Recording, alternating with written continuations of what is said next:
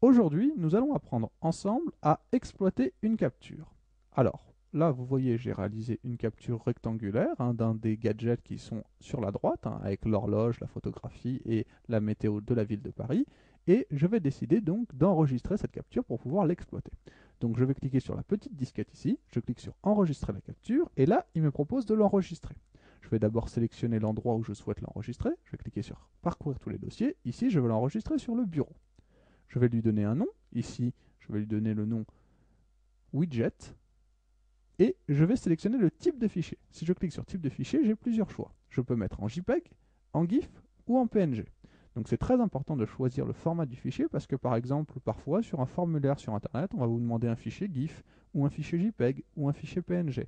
Et donc il faut avoir l'image au bon format. Si c'est simplement pour envoyer l'image à un correspondant, je vous conseille de rester sur le mode fichier JPEG. Je clique sur enregistrer et là, automatiquement, Widget apparaît sur mon bureau en haut à gauche. Je pourrais donc double-cliquer sur ce fichier pour l'ouvrir et j'aurai immédiatement accès à mon image. Si je reviens maintenant au niveau de mon outil capture, je vais pouvoir également copier l'image. Donc je vais faire un copier simplement.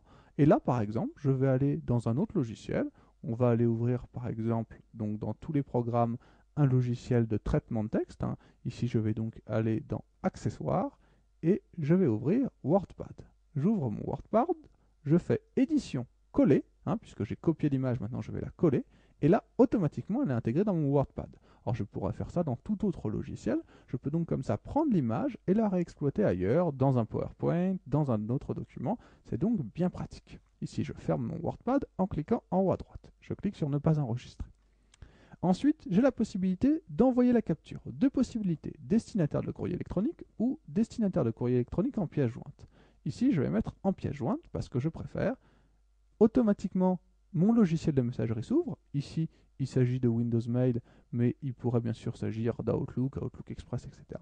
Et j'ai donc mon image qui est bien en pièce jointe, qui est jointe, et je vais pouvoir comme ça envoyer cette capture d'écran immédiatement à un de mes correspondants. Dernière possibilité qui vous est offerte, alors là je ferme simplement donc ma fenêtre Windows Mail. Si je ferme cette fenêtre, eh bien tout simplement l'outil capture se referme. Je peux bien sûr le relancer. Ici, on va relancer l'outil capture, simplement pour vous montrer que quand vous faites une capture, ici, si vous fermez la fenêtre malencontreusement avant de l'avoir enregistrée, on vous propose d'enregistrer le fichier.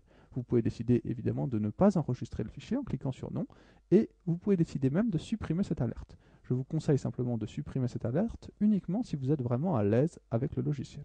Ici, je vais cliquer sur non. Voilà, vous savez maintenant parfaitement comment à l'aide de l'outil capture, vous pouvez exploiter une capture